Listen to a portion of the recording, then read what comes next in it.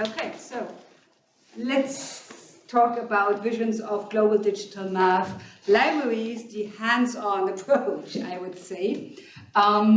So what does the IMU understand when we are talking about a digital math library? Even then, it's still a rather abstract concept, but I guess that's something you know. Okay, so why there is a difficulty in doing this. So in principle, in 2006, the IMU endorsed the idea that there should be something of a global digital math library, and this goes by the abbreviation GDML, which, even although not well defined, would have the goal to provide a seamless access to the mathematical literature and make as much of it as possible freely available. Now you see here that it's still talking about mathematical literature, but obviously, actually the continuation of that concept would be mathematical concepts and results, and not only restricted to published work, which is exactly what we're dealing with here. But back in 2006, this was like the starting point of the idea. Now, I don't have to convince you that this project is clearly important for mathematics and for society in the sense that it makes mathematical knowledge available even to non-experts in a hopefully as accessible and fair way as possible. But of course, it is an ambitious undertaking, right? Despite that, the good news is that just the talking about the idea and the challenge to try to formulate the idea actually generated a lot of actions and still does up to today. And I believe the reason behind is that time was just ripe for it, right? So that's why in many different places and contexts, ideas emerged, and this is the annotated version of the poem. This is the point of background. Okay, yes, first. Is there a global digital blah library? Fill in the blah for anything but math? Not that I know of, unless there is something similar in computer science that I would not be aware of. Certainly different approaches. I think what makes math special here, and this is something I realize whenever I'm in exchange with other topics, what makes math very special is that our knowledge does not, it does not get old. Mathematical theorems are correct, and they're correct, right? Our library tends to clear out computer science books which are older than 20 years because it says it's not relevant anymore. I'm not sure about that, and probably some choices would be wise. But in biology, neuroscience, and other areas, definitely any publication which is older than 10 years is outdated and needs definitely to be cross-checked. Mathematical theorems don't. So that's a big difference, and that's also when the negotiations with publishers, they're not unwilling to give away old papers because the use case for making money is the new papers. And mathematics is an exception, and the community is relatively small, so they don't care. That's the best way to put it. Whereas for biology, the citation of papers which are older than 10 years goes drastically down, unless it's an important methods paper and so on, right? Not in mathematics. Right. I was going to say that the argument is a bit harder than that, right? Because my view is that what happens in some places, the government has put lots of money on it. So biology, medical sciences, bioinformatics and stuff like that, at least the US government has put an awful lot of money to try to make it more public. So PubMed and all this other stuff. So, I don't think there's a library as such, but there's an awful lot of published, the literature is much more available in some ways. Certainly, as I was saying, in computational linguistics, everything is available, almost everything, because they've managed to organize with publishers that even places like the MIT Press kind of open source their journals and stuff. That's right. Moritz. maybe that's also not exactly a library, but Wikipedia is global and digital and has mathematics. So that is like maybe the closest thing I can imagine which exists. I actually think ZB Math is the closest to a GDML that we have, because it's relatively complete.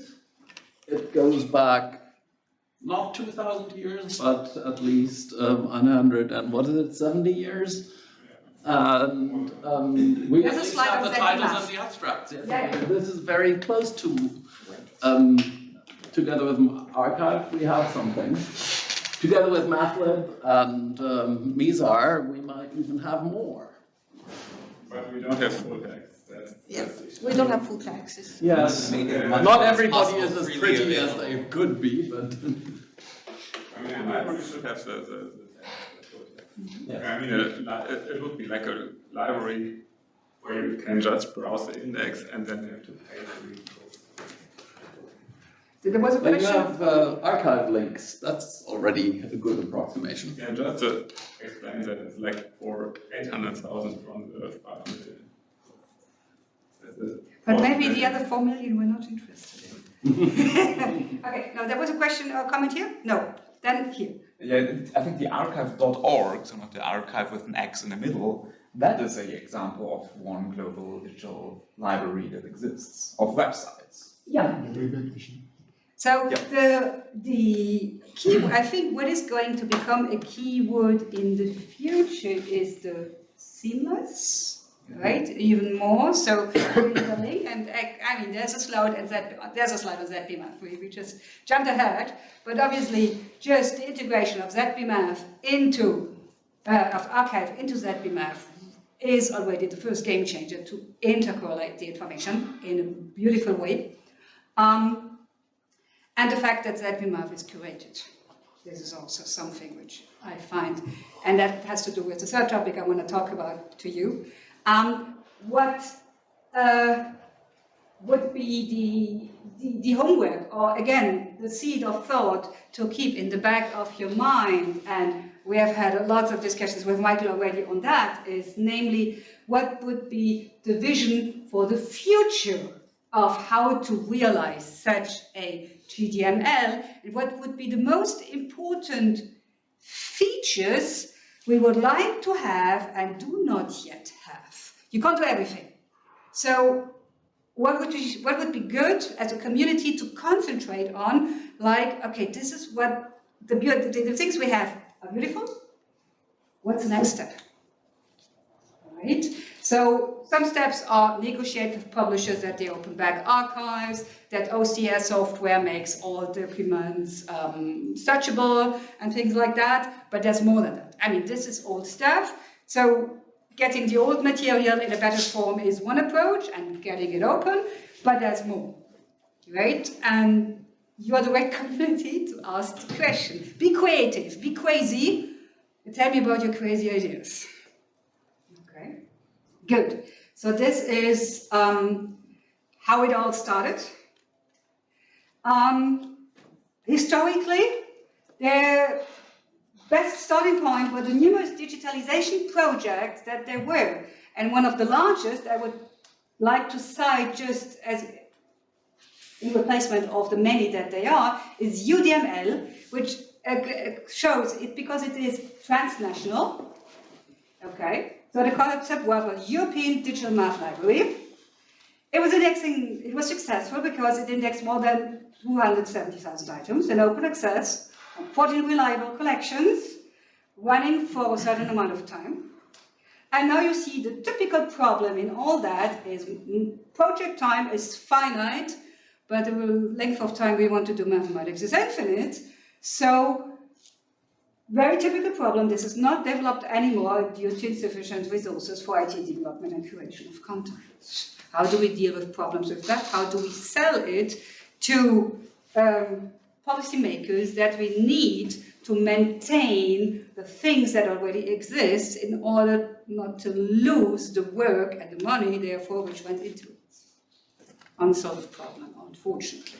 Nevertheless, a success story, and there have been projects of that type, dozens.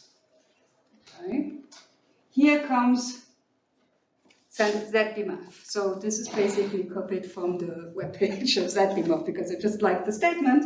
So after a concerted effort by ZBMAF stakeholders, the Joint Science Conference, which is an institution in Germany, Gemeinsame Wissenschaftskonferenz, agreed in December 2019 that the federal and state governments of Germany would support its council to transform ZBMAF into an open platform.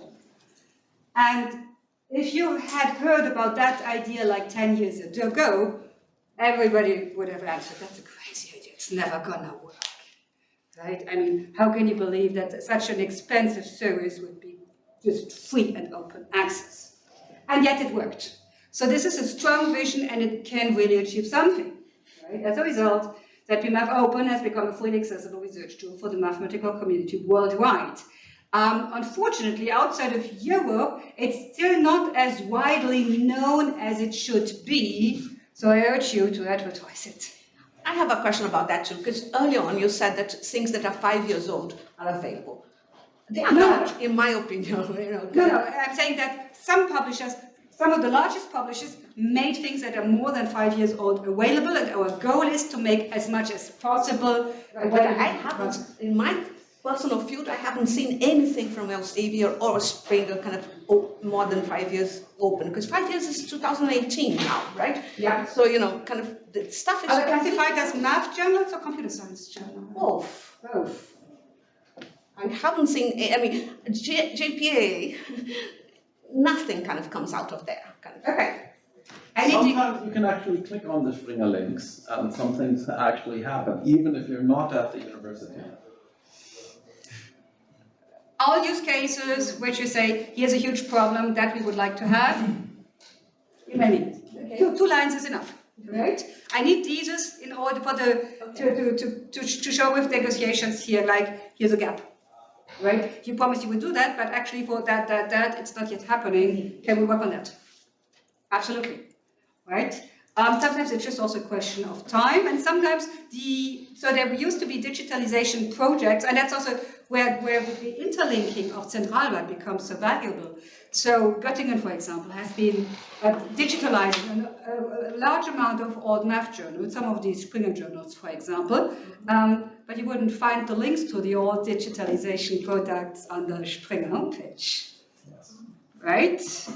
Now with Zentralwert, you look up the article there and then you have the links. So also we're linking to existing digitalizations. Can I be a pest and carry on? Because the other thing that I was going to say is that if you go back to your slide with the publishers, yes, you're going to see that the traditional bad guys only make 70% of this stuff. Yes. And nowadays, there's an awful lot of new Chinese publishers, Singaporean publishers, Hong Kong publishers, and they are kind of growing up like no one else's business, right? So my feeling is that things are getting worse in some ways. I mean, maybe it's because I'm old, but I've never had so many offers of publishing for money, and I assume everyone has the same, right? Yeah. This is true. So the thing is, things are not getting much better. No, things are not getting better. It's a permanent fight of the community to maintain our standards and points of view and to communicate these points of view to the policymakers, governments, deans, presidents, whoever you meet. Definitely, because otherwise they're doing what they want, right? And so I was showing this this list of articles based on ZBMAF, and this is the fine line which has to be understood. This is what ZBMAF, the curated list of journals, believes to be mathematics and what we believe to be mathematics. But there are all these citation counter-predatory journals which are not in ZBMAF. And I was surprised to learn that there's like these, wie sind wieder diese Journale, DPM, ich finde die Abkürzung sagt. MEP. So 10% of the math articles were published in a journal called Mathematics that no reasonable scientist knows. Right? So they go by hundreds of thousands, and these journals are not even created for pretending to publish original work. They are only paper mills, and they're flooding our science with garbage in an unimagined dimension because the technical tools are ready for it. So no, things are not getting better. It's a permanent fact. In any event, okay, make that be math open as known as possible. And because of this difference between existing journals anywhere, anybody can found a journal and set up a webpage now, right? And curated list of journals, which is something they put a lot of effort in to try to keep the garbage out in order not to be flooded by all that disinformation. I mean, it's like with all media, okay? This is a crucial piece of math infrastructure and data. And I wrote data here before hearing the talk on Monday, right? So this is something we can be proud of as a community and from which we can build on. Okay? And how to make it even better is exactly the things that Fitzcarraldsworth is trying to do, and any feedback from the community. Again, repeating myself, but that's the truth. Now comes the next topic, and that has to do with all the other things happening as people whose main interest is not to do mathematics because they love mathematics, but to make money or a career, or at worst both. So in early this year, Clarivate, which is publishing the list of highly cited researchers, decided to ban mathematics from it. And therefore, if you try to Google a list of highly cited researchers in mathematics, it's actually not so easy anymore because it has been shut down. Okay, but this is the old 2019 list. And here is the typical, one has to say, unfortunately, the usual suspects. And I would suspect you don't know these people. So I'm just wondering, what was the reason for the ban?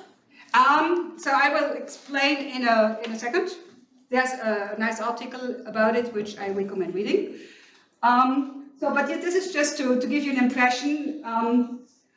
Would these be the mathematicians you would consider to be the most important in the world? Probably not. Okay. If you check, so you will see that these people are, many of them are actually working at places which do not even have a math department. Right? Are a graduate program in mathematics, but nevertheless make it there. So now this is the very first on this list, Upton Atangana, and it is unfortunately a very extreme example how you can make a career out of fraudulent publishing. So Professor Upton Atangana is a professor of applied mathematics at the University of Free State in South Africa, which is not a very good university and which does not have a math department. Right? Nevertheless, you will find the internet flooded with news of the sort, now ranked #1 mathematician in the world. And now you can find it funny, which is suppressed reaction probably, but you win prizes. So you got one of these L'Oréal UNESCO prizes last year, right? You become influential because he gets vice president of the Math Society of South Africa. You get funding, and you completely ruin any efforts of building a solid math community in the country, because nobody can compete with that, right? And then you get kind of statements or interviews like, I want my next generation of students to show how the success of African mathematics can be by following my example. And I have to say, well, if that's the example, they're supposed to follow. But how should the young student know? Okay. So, how do they do these things?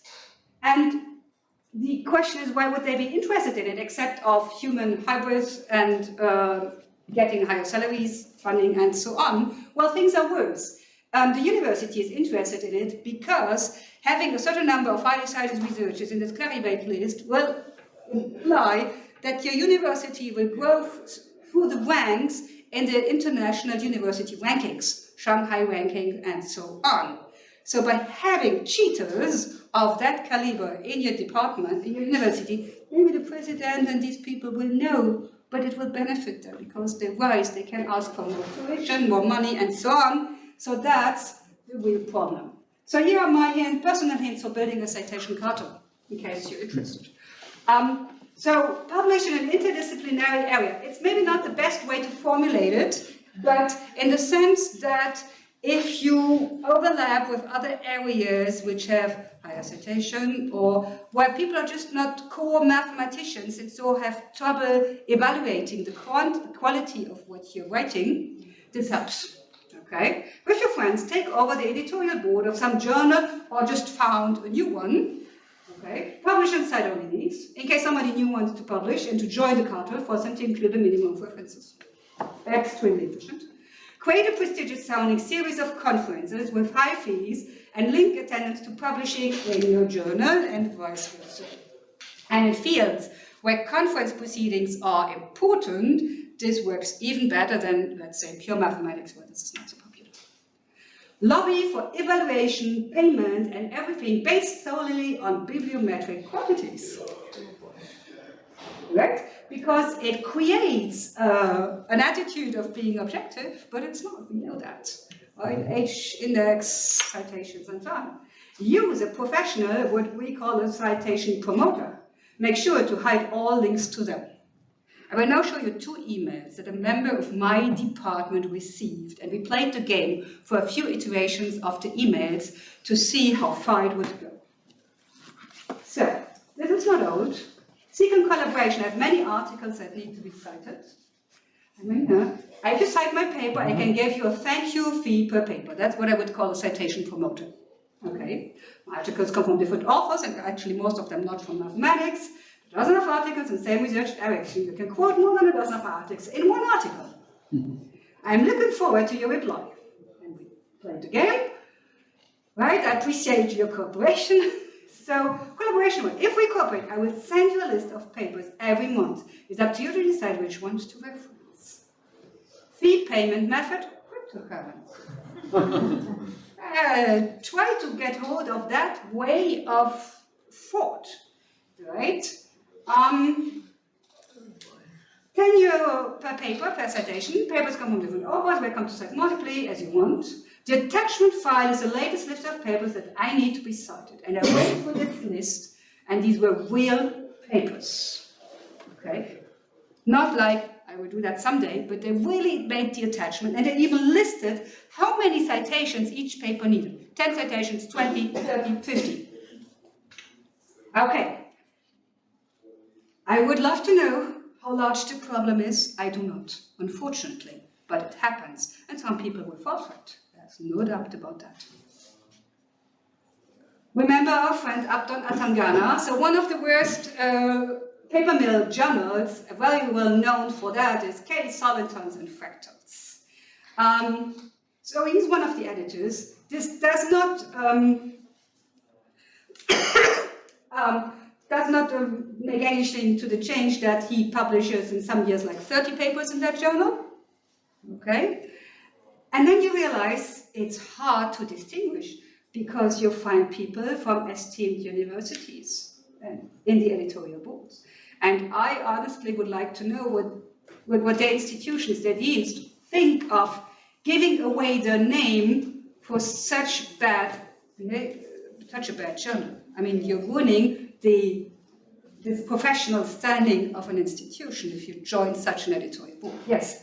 So I've seen it happen with junior faculty who don't know yet, and they get roped into this, and then afterwards they go, oh, oops, no one told me. No one told me. Well, I would suspect, I mean, an established science researcher should be able to assess the situation before joining such a place. So at best you could call this very naive behavior, right? I agree that sometimes it's hard to distinguish because some of these are new. In this situation, one could have known because this is one of the most famous examples, I would say. Yep. Is there a place that one can like search and find out whether And most of those websites disappear. or something like For mathematics, that brings us back to Zentralblatt. Zentralblatt has established their own internal indicators to see when something is going wrong at a journal. And Moritz, maybe you explain in 1 or 2 sentences what you're doing. This is a permanent fight, obviously, because it's not...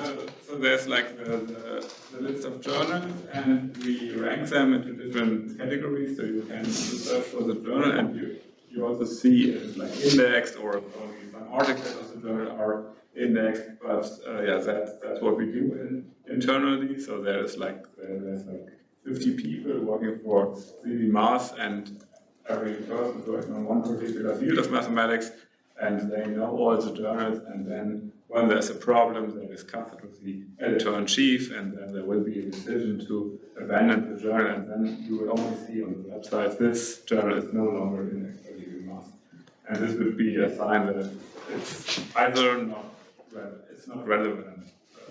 And there's some publishers, right, MDPI and Frontier don't publish it, just don't. Yeah, they're not listed in But Zentralblatt. this is the issue, is that this is all very sort of hearsay kind of Yeah. knowledge transfer. Like it, You can Google a list of predatory journals. I just did that, and then there is like a bunch of Yeah, but communities which are the problem updating. is those lists tend to disappear because the predatory journals lawyers Yeah. really hard to get those lists taken down. Yeah. Someone out there trying to say something. Also, if you go to the Wikipedia page of Ardana Italiana, you see that he's a brilliant researcher. You see? That he's a brilliant researcher. Yeah, I know. And it's accurate. And I have actually tried to get a few of these web pages of these people in Wikipedia changed, and it's very hard. They have a good community who are lobbying about not changing their web pages. So this is permanent fight. Yes. I think Michael wants the word. Yeah, there's also another very interesting and useful list. It's made by the Association of State Education Ministries in Germany. They have a list of 65,000 things that call themselves universities. They basically have a 3-point verdict, which is, we're sure this is a university, we're sure this is not a university, and we're not sure whether this is a university. And it's extremely useful, and it's basically government run to the best of the knowledge, and you can download it. If anybody wants the list, I can give it to them or show them where to download it. But it's also the case that the most famous internet site about predatory journals has been shut, right? Yeah, it's Yeah, this sure. list. Yeah. Which is why it's important to have these lists. Yeah, absolutely. Government run, on essentially. government sites, or Zentralblatt is clever. They're not claiming they're predatory, just claiming they're not relevant. And that they can decide by themselves. It's also, there has been examples, I mean, this is a very clear case. So one option is Zentralblatt has more users than just looking up papers, because you can also look up journals. So on the front end, where you click on serials, you enter the journal name, and then you will get that information. You will clearly see, if publication numbers have been rocketing, or is not indexed any longer. It's also saying whether it's open access or not. So it contains a lot of useful information, and one can do something similar with MathSciNet. It's just that we're not used to doing it. But we can and we should, right? Because then it becomes very clear, but if 99% of your papers are in journals that the math community is not indexing, there seems to be something wrong, right? So this is the first thing about that. And what did you want to say? Okay. So in early 2004, mathematics was banned. And well, most of us don't care and probably didn't notice, it impacts us all. So the recommended reading is this article, which started the discussions. Michele Catanzaro, an article in Science, cited concepts on mathematicians and the university's lab to ranking. White representation manipulation is that entire field of math to be excluded from influential list of top researchers. So, what were the main reasons? Well, math is more prone to manipulation than other areas because we are a small community, and usually mathematicians don't publish as much as other fields. So with the same absolute number of citations and papers that you need to produce, you have more impact on the rankings. This is the deep reason, I believe. Right? And this is what has happened, and the problem has been growing for years and years and years. It seems, now it gives the overall impression like mathematics as a whole is a non-serious science. Right? Mathematics is so infiltrated by fraudulent researchers that there's no way of distinguishing who's real and who's not. And this gives a public view of our subject, which we clearly cannot follow. And unfortunately, it seems, so we have not been trying to contact Clarivate. After all, they could contact the mathematics community. They're not interested in doing it, but we have some people who have been in touch with, on an informal level with Clarivate, and it seems they don't want to serve the community, they want to make money. And if the people buying and paying for Clarivate services don't insist on having math included, which is probably not going to happen because it's too small a community, they don't care, they just will leave it out in the future. This seems to be, so they have been claiming on the webpage that they will try to develop tools, blah, blah, blah, to correct the situation, but so far nothing of that has happened, and they will just probably leave it as it is. And obviously, we all know that the other sciences are also affected by the same problems. In particular, the more money is in it, the more affected, right? I mean, biology, where you need a lot of money to run a lab, of course it counts. And they don't care. And they claim mathematics is the only problem, and all our own sciences are clean. Sure. Yeah. Well, I have two points. During all my career as professor and researcher, no other colleague refused me to send me a postscript or a PDF of his work. Yes. Even before the fall of the Mauer in Germany, I received some documents from people from the other side of the Mauer. After some months, but I received all the information I need to make my research seriously. And nowadays, we are not distinguishing between a list of references and citation. A citation is a citation. We need to distinguish what is a citation of my work. Is Yes. a person that, in fact, read my work, has an idea of my work, and use some of the ideas of my research for his further development. But we are only counting, and we are accepting papers. I was commenting to you in MDT, for instance, papers that are generated by artificial intelligence tools that check, okay, occurrences of this element in the abstract of the paper and bring a survey. What is a survey, my God? A survey is a survey. A survey was always a survey. Was an expert in a topic and check a list of 100 papers, the paper he read during 10 years, and make a survey of citations.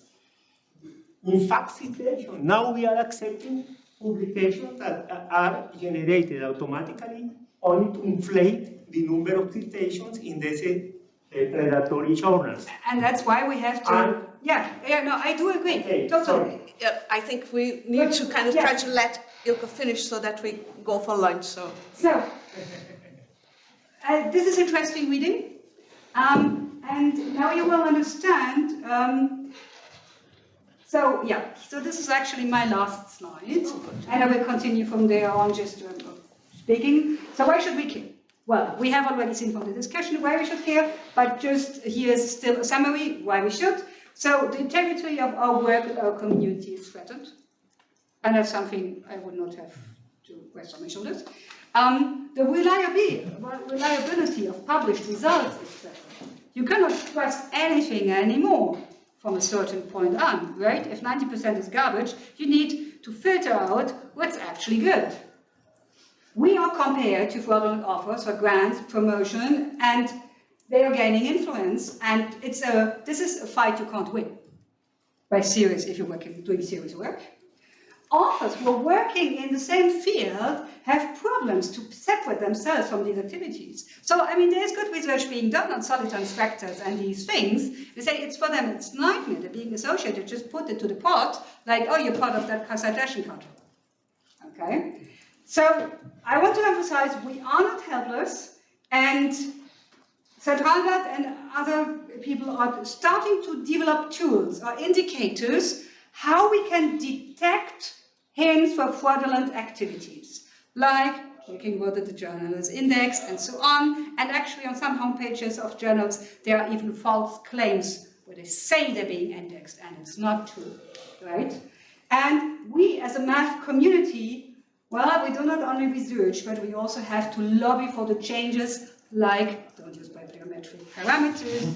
So try to change the way assessments are being made, and I know this is the hard part of it, but we need getting started, and the only way to do it is to do it together. And any crazy ideas you may have from your area of expertise on how we can have little pieces on how to detect, improve, communicate, bingo. Let me know, contact me, please, please, please. And when you go back home, become member of the library committee of your universities or other things, because that's where the changes are going to happen. These can be boring, but the important decisions are being taken there. Was that hand raised or no? Okay, perfect. Okay, so that's it for my talk. And Moritz and I, we are currently working on a joint statement, or first draft of a statement, exactly where we want to describe the problem and make recommendations how to overcome it.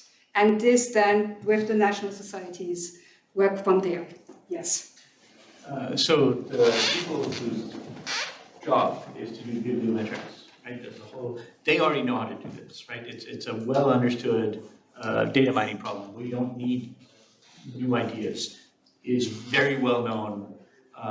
What is needed is lobbying, and if with the help of bibliometrics, you can show that it's not a math problem, it's a pervasive problem, then you have a chance. If you frame it as a math problem, you will fail, is my opinion. Right. We are 15 minutes into the lunch. I'm wondering whether Valeria knows that. Well, I think, discussions about how to do things and stuff can stay for the afternoon, because otherwise we're not going to come back. So thank you so much.